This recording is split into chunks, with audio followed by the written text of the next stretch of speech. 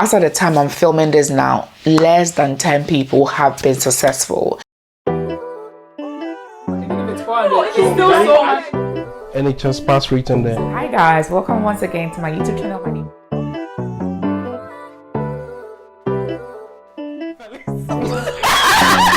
you said it before. Hey, stop that.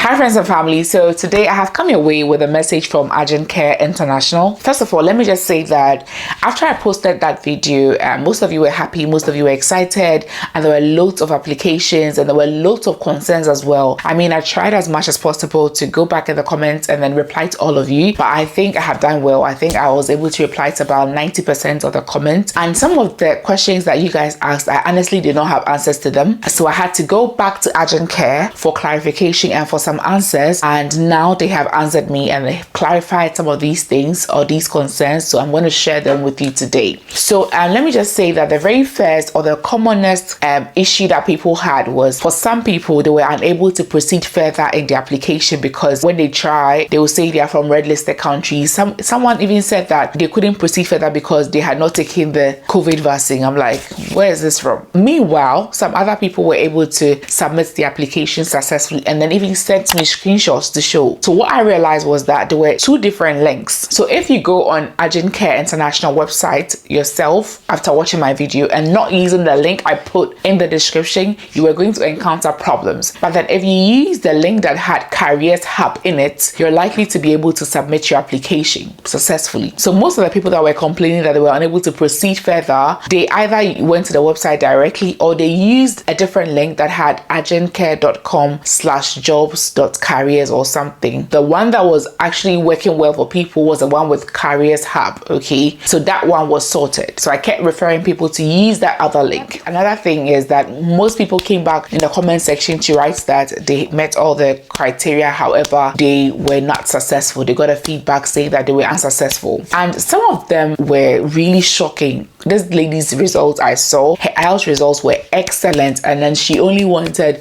a senior career position, and then she had a good CV in my opinion, and then had a background in health. So then why?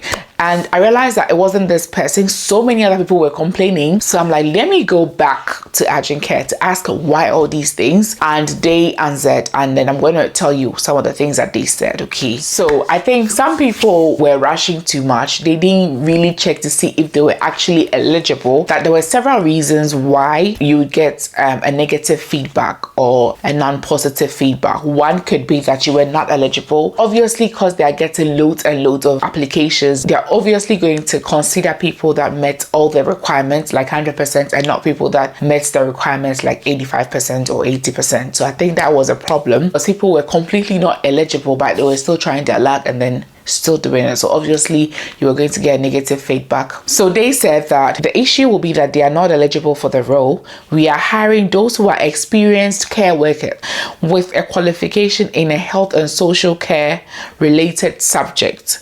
They must also have completed the IELTS as you discussed in the video. We are extremely happy with the number of applications you have brought in and you have been so instrumental in raising awareness. Okay, blah blah blah. So first of all, maybe you have written the IELTS and then you have good results, but you do not have a qualification in health and social care. That could be a factor. Or you have a qualification in health and social care, but you do not have the experience.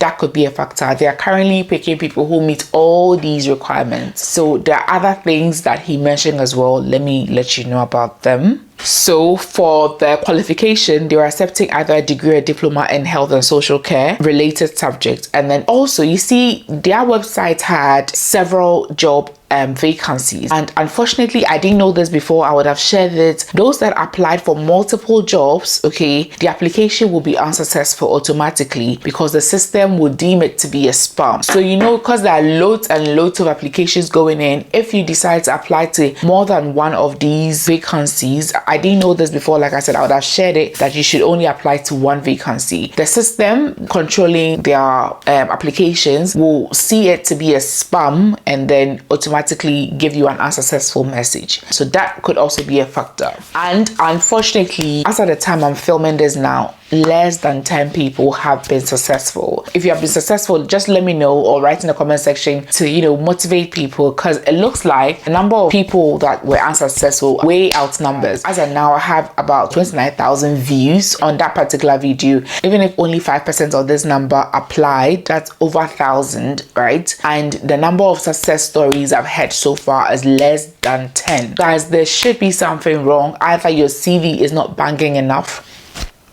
I mean, it's not good enough, or you do not meet all the requirements like I said, and maybe you applied to so many, almost all the vacancies you saw, and the system thought it was a spam. So it could be any of these reasons. Okay, so guys, I don't know how this can be rectified. So if you are yet to apply to just one, and if you don't have a good CV, try and get one good CV. Guys, if I have a video on CVs on the channel, another thing is, I believe I should have said this, you can't add a cover letter. What a cover letter does is that it draws the recruiter's attention to a particular part in your CV that is quite impressive. Okay, it increases your chances of landing an interview or your application moving on to the next stage. So what you have to do is that you attach your cover letter to your CV and then upload them together, because once you upload the CV alone, you wouldn't get the chance to upload the cover letter later. So it's always good to attach them together and then just upload all of them together. I didn't know this before, that you could actually add that, but the team at Agincare International that I am in contact with said you can actually add your cover letter to your CV and upload.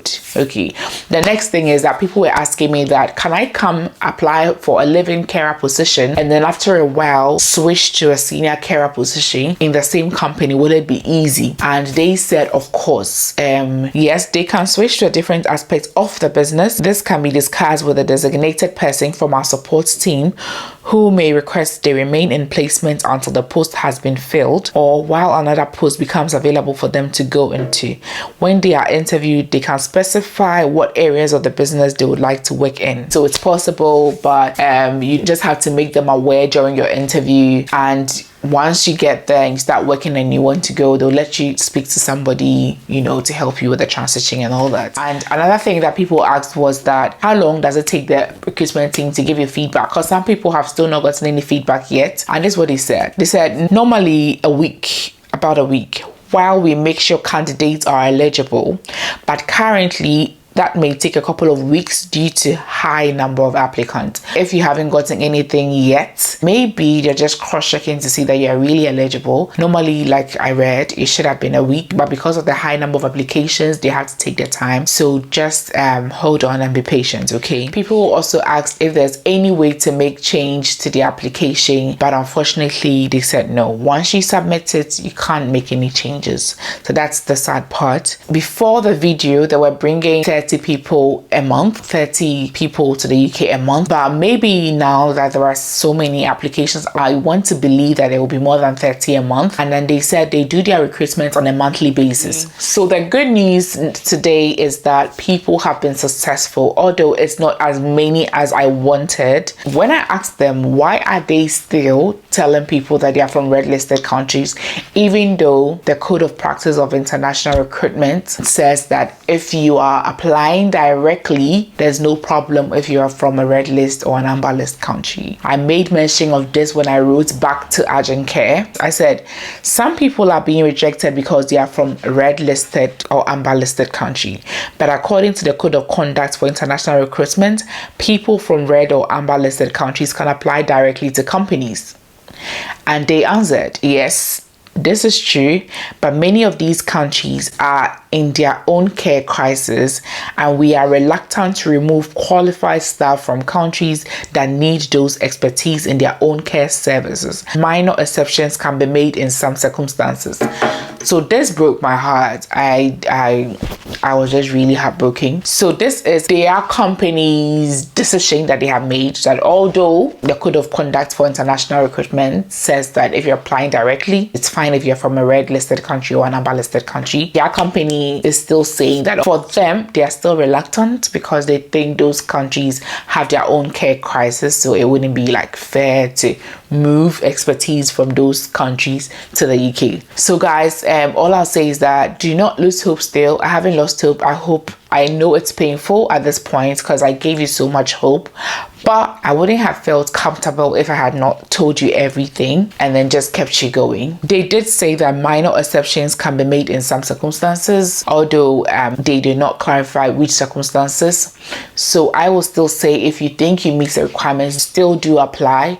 Maybe your situation will be that circumstance that they would exempt. Okay, and all I'll also say is that let's push this video with so many likes and so many views. Hopefully I get noticed by other companies that are also actively searching for international nurses and senior care assistants.